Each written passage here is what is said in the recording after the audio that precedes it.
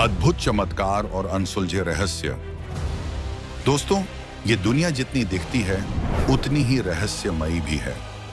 यहाँ सदियों से ऐसी घटनाएं होती आई हैं जो तर्क और विज्ञान के हर नियम को तोड़ देती हैं।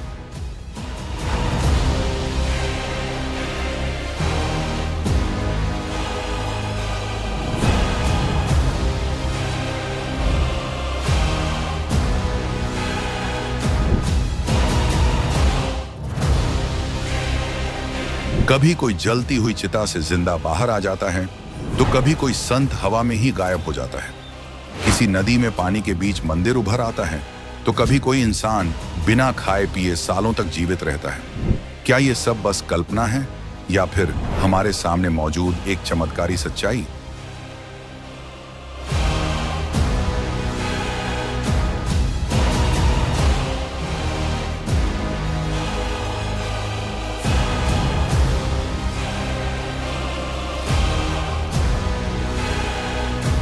हमारे वेद, पुराण और इतिहास ऐसी सैकड़ों घटनाओं से भरे पड़े हैं जिन्हें समझना इंसान के बस की बात नहीं।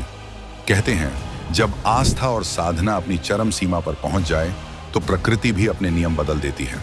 तो आइए चलते हैं रहस्यों से भरे इस सफर पर।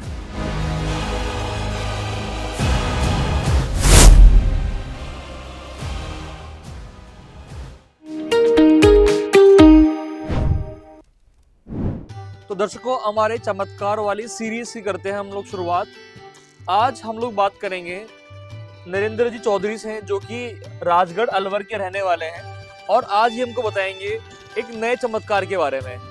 तो नरेंद्र जी बताइए कि आज हमें आप किन के बारे में बताने वाले हैं? देखो जी, हम आज आपको संत गरीबदास जी महाराज जी के बारे में बताएंगे।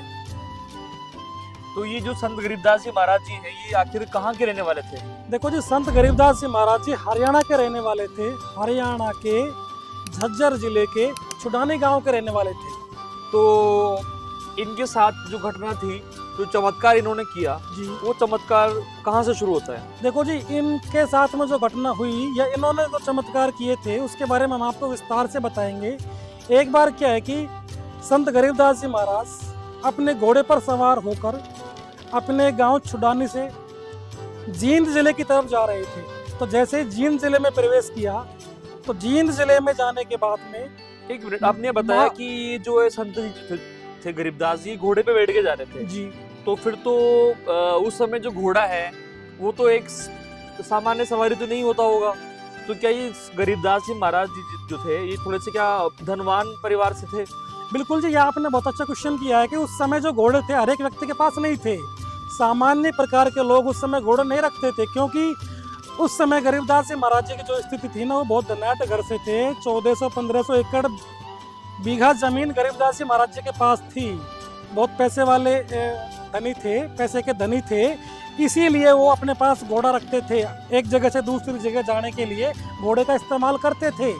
तो नरेंद्र जी, आपने बता रहे थे कि वो जो है वो घोड़े पे जा रहे थे, उसकी बात क्या हुआ, जरा बताइए एक बार। देखो जी, गरीबदास जी महाराज जैसे अपने गांव छुडाने से निकले, जींद जिले के मालखेड़ी गांव में जैसे ही प्रवेश किया, तो प्रवेश करते वक्त क्या है जी, उनका घोड़ा रस्ते टू रस्ते जा रहा था।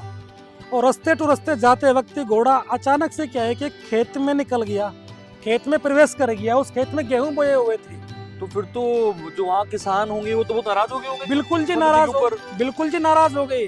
जैसे ही घोड़े ने खेत में प्रवेश किया, उसमें गेहूं की फसल थी, तो घोड़े ने जैसे ही गेहूं की फसल को नुकसान किया, तो खेत के जो रखवाले थे वो उसी समय वहां मौजूद थे। उन्होंने जैसे ही घोड़ा खेत में प्रवेश किया, तो घोड़े के ऊपर गरीबदास जी महाराज जी बैठे हुए थे। तो गरीबदास जी महाराज जी के ऊपर खेत के रखवालों ने डंडे के साथ प्रहार किया। तो फिर तो इस पूरी घटना के अंदर दर्शकों, जो गरीबदास जी महाराज जी होंगे वो तो बहुत छोटे लोग होंगे, उनको तो बहुत चोट लगी होगी। नहीं जी, चोट नहीं लगी उनको। गरीबदास जी महाराज जी के साथ जैसे ही उन्होंने मारने की चेष्टा की डंडे से, तो जैसे ही उन्होंने हाथ ऊपर किए, तो उनके हाथ डंडे के साथ में इस तरीके से स्तब्ध रह गए। वो एक मूर्ति की तरह स्थापित हो गए। मतलब संत गरीबदास जी महाराज जी ने अपने शक्ति से, अपने चमत्कार से जो है उनको वही रोक दिया। बिल्कुल जी, संत गरीबदास जी महाराज जी ने जैसे उन्होंने संत गरीबदास जी महाराज जी को मारने की चेष्टा करी डंडे से, तो उनको एक मूर्ति की तरह वहीं जो कि तो रोक दिया। वो किसी भी प्रकार का प्रहार गरीबदास जी महाराज जी के ऊपर नहीं कर पाए। दर्शकों, अपनी शक्ति से किसी व्यक्ति को रोक पाना ये तो वास्तविकता में जो है एक बड़ी बात है। तो अब बताइए उसके आगे फिर क्या हुआ? देखो जी, जैसे ही गरीबदास जी महाराज जी ने फिर वो मूर्ति की तरह स्तब्ध थे, कोई एक्टिविटी नहीं कर रहे थे, तो गरीबदास जी महाराज जी ने जैसे ही उनको आशीर्वाद दिया, आशीर्वाद देने के साथ ही वो पीठ के बल पीछे ऐसे गिर गए।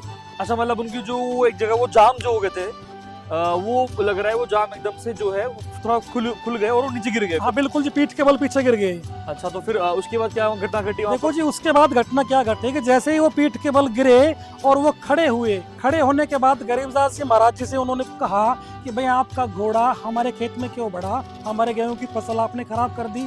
तो फिर गरीबदास जी महाराज जी ने उनसे कहा कि भाई तुमने इस फसल से पहले इस खेत में कौन सी फसल बो रखी थी?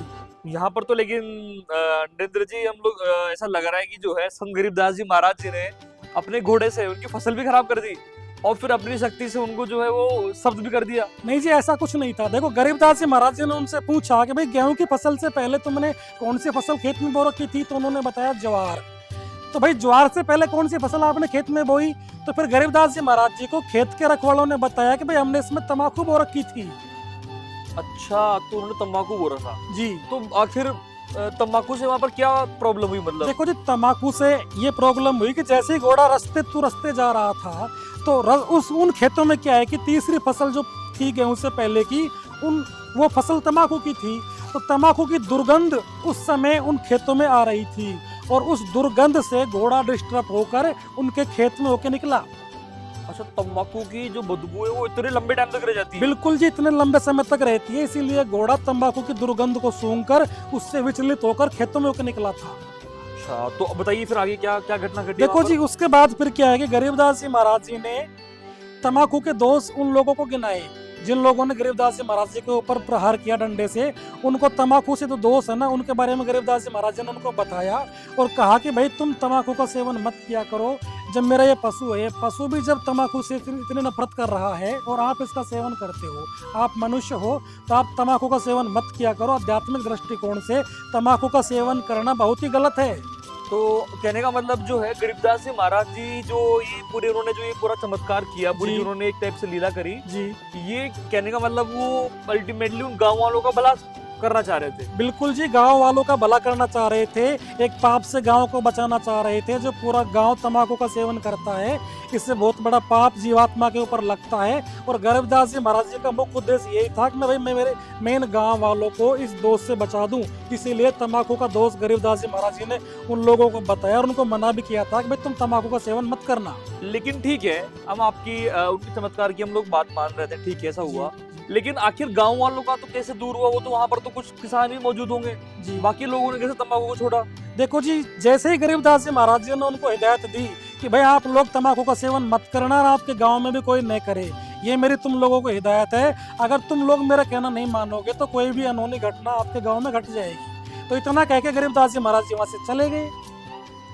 अच्छा, उसके बाद फिर क्या क्या घटना घटी वहां पर? देखो जी, गरीबदास जी महाराज जी इतना कह के गांव वालों से और वो खेत के रखवालों से और वहां से चले गए। जाने के बाद गांव जो खेत वाले थे, खेत के रखवाले थे, उन्होंने सोचा कि भाई संत तो कह के चला गया, अब अपन हुक्का भर लेते हैं, क्या होगा, कुछ नहीं होने वाला, संत तो जा चुका है, अब संत देख थोड़ रहा है अपन को, अपन हुक्का भर लेते हैं। जैसे ही उन्होंने हुक्का भरा तो उनके जो हुक्के हैं ना वो टूट गए। अच्छा, क्या जी, सबके टूट गए? बिल्कुल जी, उन्होंने भरा, उनके टूट गए। फिर दोबारा उन्होंने गांव से मंगाया, फिर भरा, फिर टूट गए। दर्शकों की इतनी अचंभित करने वाली बात है कि उन संत जी के इस वचन के कारण जो है पूरे के पूरे गांव के, मालखेड़ी गांव जो जिंदगी के पास पड़ता है, उस पूरे के पूरे गांव के लोगों के जो हुक्के थे वो टूट गए। जी बिल्कुल टूट गए। अच्छा, फिर उसके बाद क्या हुआ? देखो जी, उसके बाद क्या हुआ कि जैसे सारे गांव के हुक्के टूट गए, टूटने के बाद फिर क्या है कि गांव वालों को एक तरीके से एक डर बना, एक भय बना कि भाई ये संत साधारण संत नहीं है, उनके जो वचन है उनको अपन को बिल्कुल मानना जरूरी है। अगर अपन नहीं मानेंगे तो कोई ना कोई अनहोनी घटना अपने गांव में घटेगी। इसका प्रत्यक्ष प्रमाण ये है कि उन्होंने अपन को तंबाकू का सेवन के लिए मना किया था और अपन उनके आदेश की अवहेलना कर रहे हैं। इसका रिजल्ट देख लो, जैसे ही तंबाकू बढ़ते हैं हुक्के टूट रहे हैं, वहां भी टूटे और गांव में सारे हुक्के टूट गए। डर बनना लाजमी भी लगता है दोस्तों, क्योंकि अगर मान लीजिए किसी संत के कुछ कहने से कुछ लोग स्तब्ध होकर पीछे गिर जाए और पूरे के पूरे गांव के अगर जो है हुक्के टूट जाते हैं, तो इस बात को विश्वास करने में तो कोई शक नहीं है कि जो बिल्कुल संत जी। थे वो बहुत चमत्कारिक संत थे। बिल्कुल जी, आज भी उसमें कोई हुक्का नहीं पीता है उस गाँव में। चमत्कारी थे और चमत्कार के माध्यम से ही उन्होंने क्या है कि इस बुराई से गाँव को दूर करने का एक तरीक़ा से मैसेज दिया था। अच्छा, दोस्तों आप देखो कितनी बढ़िया जो है संत जो गरीबदास जी महाराज जी थे, उन्होंने वहाँ चमत्कार किया और इस चमत्कार के माध्यम से उन्होंने उस गाँव के लोगों को उस तम्बाकू की बुराई से बचाया। बिल्कुल जी, बुराई से बचाया था। तम्बाकू के जो दोष अपन तम्बाकू का सेवन करते हैं, तो इस तम्बाकू का जो दोष है ना वो अपनी जीवात्मा पे लगता है। और तम्बाकू का जो गरीबदास जी महाराज जी के अनुसार तम्बाकू का जो उत्पत्ति हुआ है ना बीज का, ये द्वापर युग में हुआ है जी। गाय के खून से तम्बाकू का बीज उत्पन्न हुआ है, तो इसीलिए क्या है कि इससे जानवर भी नफरत करते हैं और मनुष्य उसका सेवन करता है। इसीलिए गरीबदास जी महाराज जी उस गाँव को इस बुराई से बचाना चाहते थे, यही उनका मूल उद्देश्य था। तो दर्शकों आपने सुना नरेंद्र जी से एक बहुत ही अद्भुत चमत्कार के बारे में। इसमें गरीबदास जी महाराज जी ने पूरे के पूरे गांव के जो हुक्के थे वो अपनी शक्ति से तोड़ दिए ताकि उस गांव के जो लोग हैं वो जो है हुक्के का सेवन नहीं करें। दर्शकों आइए जानते हैं संत रामपाल जी महाराज जी ने तंबाकू के नुकसान के बारे में क्या बताया है। 100 नारी जारी करे सुरा 500 बार, एक चलम हुक्का भर दे वो डूबे काली धार। ये तम्बाकू के अंदर इतना दोष है कि एक पर स्त्री गमन करने वाले का 70 जन्म तक अंधा हो डोले, पर द्वारा स्त्री का खोला 70 जन्म अंधा हो डोले। सुरापान मदमासा हारी, और जो गमन करें भोगे पर नारी, 70 जन्म कटेंगे शीशम।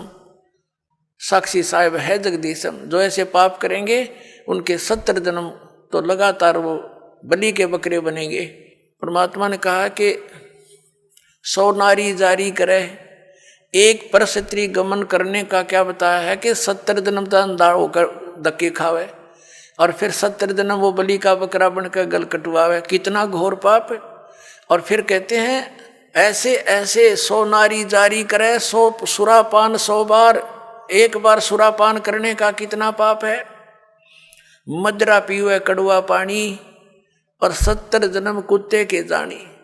जो मदरा एक बार भी पीते हैं 70 जन्म कुत्ते के होंगे। जैसे आप इस मारीची जी के जो महावीर जैन के जीव की कथा सुनते हो, 60 करोड़ बार गधा, 30 करोड़ बार कुत्ता, तो ये इन्हीं दोषों के प्रतिफल में बनते हैं। तो हम गलतियां कर जाते हैं किसी जन्म में, फिर वो लिखे जाते हैं, इकट्ठे होते हैं, फिर वो भोगने पड़ते हैं। तो क्या बताया है, मदरा पीवे कड़वा पानी, शराब पीता है जो 70 जन्म कुत्ते के जानी। आज तक टिट्टी पाक रहा, घुट्टी ला के होटलों में बैठ के मौज मार रहा, फिर कुत्ता बन के गंदी नाली के जल को पिया करेगा। ले अब तेरी मदरा ये बन गई, मदरा पीवे कड़वा पानी, 70 जन्म कुत्ते के जानी। और फिर क्या बताते हैं, पर द्वारा स्त्री का खोले 70 जन्म अंधा हो डोले। फिर क्या बताते हैं, 100 नारी जारी करे, जो 100 नारी पर नारी भोगेगा उसको कितना घोर पाप होगा।